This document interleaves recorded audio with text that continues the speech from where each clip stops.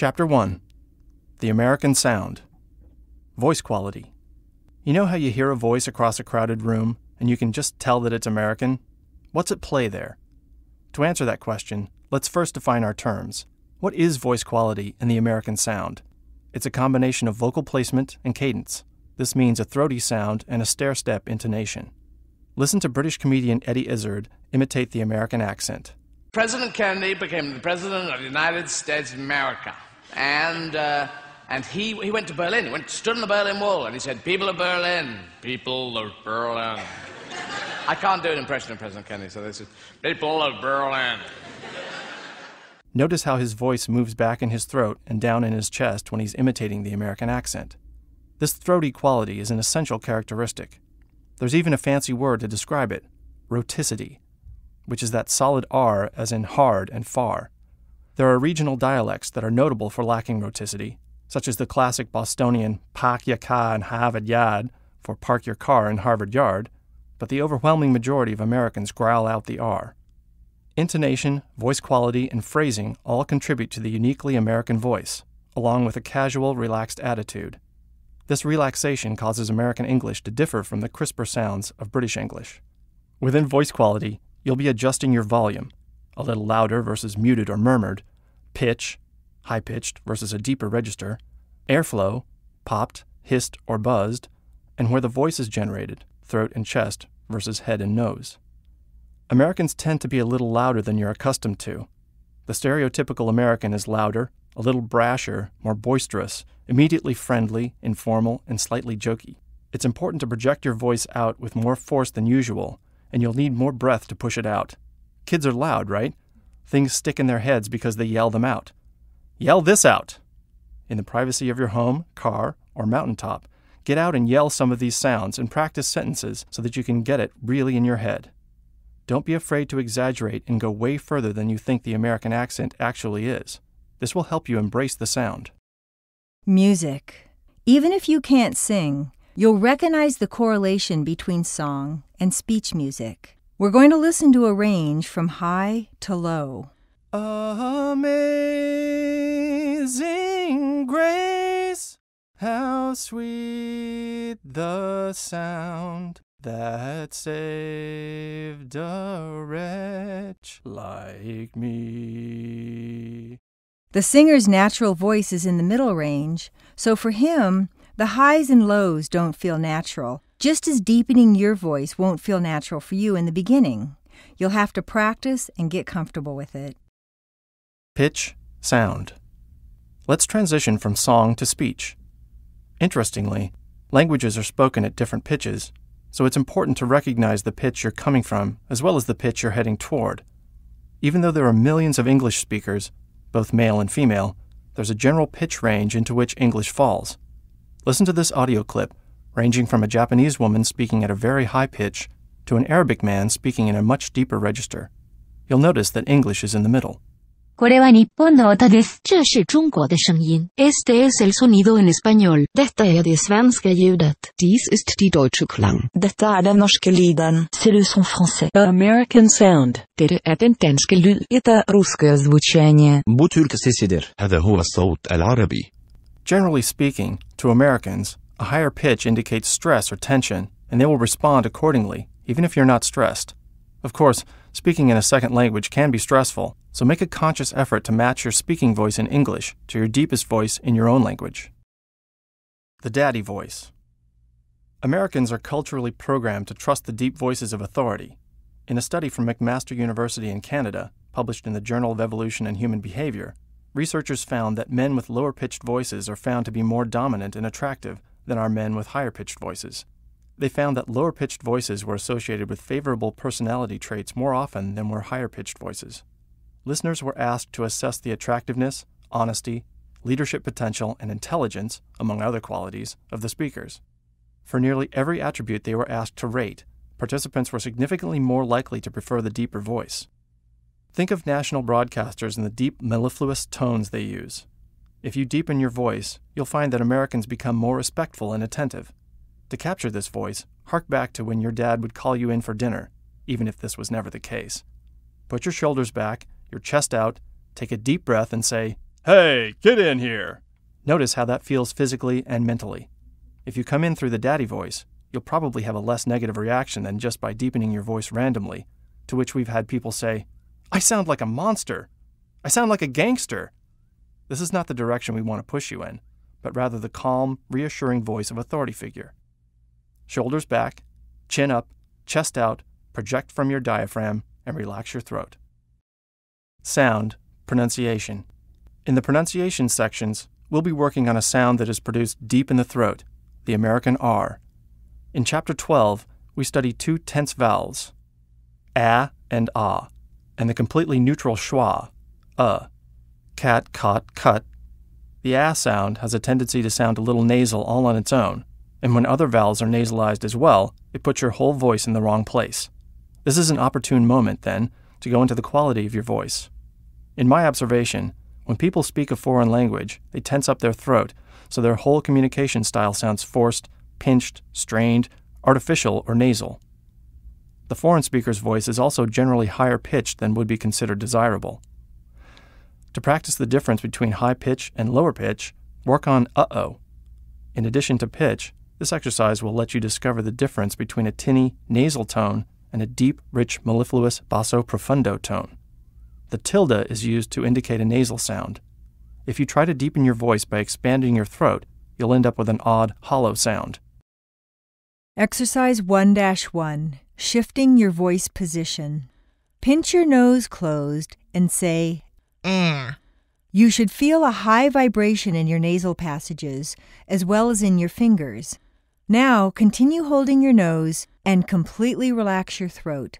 Allow an ah sound to flow from deep in your chest. Ah. There should be no vibration in your nose at all. Go back and forth several times. Ah. Ah. Next, we practice flowing from one position to the other so you can feel exactly when it changes from a nasal sound to a deep, rich schwa. Remember how it was imitating a man's voice when you were little? Do that, pinch your nose, and repeat after me. Here, we'll practice the same progression, but we'll stick with the same sound. Ah. As you'll see in Chapter 24, there are 3 nasal consonants, M, N, and NG. These have non-nasal counterparts, M and B, N and D, NG and G. We're going to practice totally denasalizing your voice for a moment, which means turning the nasals into the other consonants. We'll read the same sentence 3 times. The first will be quite nasal. The second will sound like you have a cold. The third will have appropriate nasal consonants, but denasalized vowels. Repeat after me. Mary might need money. Barry might need buddy. Mary might need money. The underlying hum. The underlying hum is quite important, and it too has to do with your throat. You want to keep the vibration going from one word to the next, gluing the whole phrase together. If words are the train, the hum is the tracks. After applying this technique, a Lebanese doctor was told by his own wife, "Your accent has changed. You're adding extra sounds as if you're filling in the blanks between the words. There's like this background music going on." Exactly. There are no blanks between the words, and there is a continuous hum. I closed my eyes and listened carefully. The secret to finally getting the American accent you want is just to listen. The most successful speakers say, "I closed my eyes and listened carefully." So while the sentence, "Bob and Sam brought a good book," may be hard to pronounce at first as "Bob and Sam brought a good book," if you close your eyes and listen to the individual sounds, you'll hear the way it actually is and not the way it's spelled. Listening comprehension. We perceive based on past experiences. We're more likely to hear what we expect to hear. Everyone thinks that native speakers catch everything when they listen, but actually they don't. An American listening to the lyric in the classic hymn, "Gladly the Cross-Eyed Bear," might not realize that the actual words are "Gladly the Cross-Eyed Bear," or others like "There's a bathroom on the right, there's a bad moon on the right." from Bad Moon Rising, and Excuse Me While I Kiss This Guy, Excuse Me While I Kiss the Sky from Purple Haze. How you hear the language determines how you'll speak it. Let's listen for some pure sounds. Exercise 1-2, The American Sound. Listen to each of the sounds in Bobby Bada Bike. Now say it quickly and smoothly, Bobby Bada Bike, and write what you think the standard English spelling is. Now, when you hear Bobby Bada Bike, you'll know that it's spelled one way and pronounced another. Bobby Bada Bike doesn't look like English, but if you pronounce the words according to the spelling, it really, really won't sound like English. Go-to phrase. Here's a quick trick. When I put on a German accent, I pick out a few sounds that are particular to that language and a phrase that contains them, such as Germans will have to work on the V and W. I then tighten my lips and from the front of my mouth say, Germans will have to work on the V and W. It may not be perfect, but it certainly gets me in the ballpark. American English is generated in the back of the mouth and the throat. A couple of go-to phrases in English to get you in the zone are, Bob got a water bottle, Sam sat back and laughed, or Rory ran around. Variety is the spice of life. There's the American sound, and then there's sounding American. An important aspect of the American sound is the heavy use of synonyms. We consider it awkward, both in speech and in writing, for a single word or phrase to be repeated more than twice. 12 times is disconcerting, as in this writing sample from a Vietnamese physiologist. I live in Dorchester, Massachusetts, which is in the northeast of the United States. Dorchester is just south of Boston. As an urban city, Dorchester is very crowded. Dorchester is a poor city. It is known for crimes, drugs, and gangsters. Most of the people living in Dorchester are African American, Hispanic, and Asian. There is still a good number of white people living in Dorchester. JFK Library and University of Massachusetts Boston are located in Dorchester. Every year, Dorchester residents celebrate Dorchester Day on the first Sunday of June. The parade on Dorchester Avenue is the main event of the celebration. The mayor of Boston, Massachusetts governor, and other local political candidates usually attend the event to gain support from Dorchester residents. Dorchester Day parade usually lasts until 2 p.m. in the afternoon.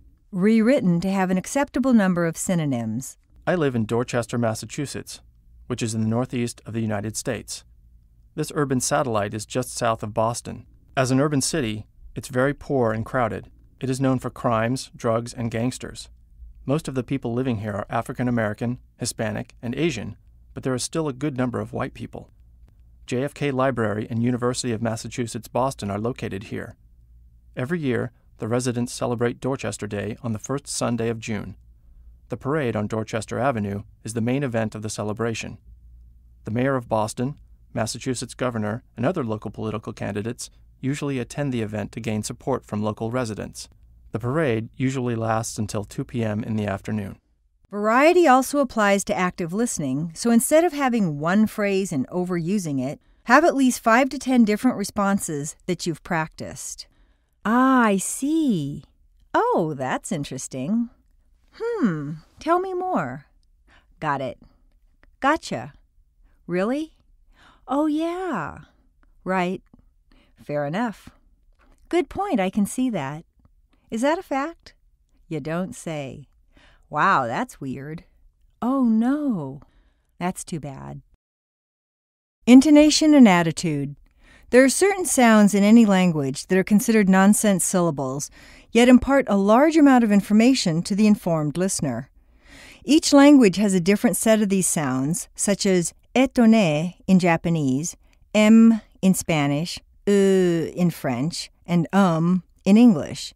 In this particular case, these are the sounds that a native speaker makes when he's thinking out loud, holding the floor, but not yet committing to actually speaking. Exercise 1-3, Nonverbal Intonation. The top 8 are the most common non-word communication sounds. They can all be nasalized or not, and said with the mouth open or closed. Intonation is the important factor here. Repeat after me. 1. Uh-oh. 2, uh-huh. 3, uh-uh. 4, 5, 6, 7, ah. 8, aha. Positive, uh-huh. Uh-huh. Uh-huh. Negative, uh-uh. Uh-uh. Uh-uh. Exercise 1-4, Sounds of Empathy. Let's see how well you interpret emotionally meaningful words. Number 1. Okay. Number 2. Okay. Number 3. Okay. Number 4. Thanks. Number 5. Fine. Number 6. Uh-huh. Number 7. No. Number 8. Sure. Number 9. Yeah. Number 10. So. Number 11. What? Number 12. Really? Number 13. Well. Number 14. I don't know. Number 15. Hey. Number 16. Yes. Number 17. Sorry. Number 18. Okay. Number 19. Number 20. I know. Number 21. Oh. Warm up with run-up phrases. Another trick to oil the joints is to pick some general intro phrases and string them all together with as strong an American accent as possible without ever actually saying anything, just focusing on creating that rich, round, deep American sound. Well, I was just thinking, and it kind of seems like, what do you think about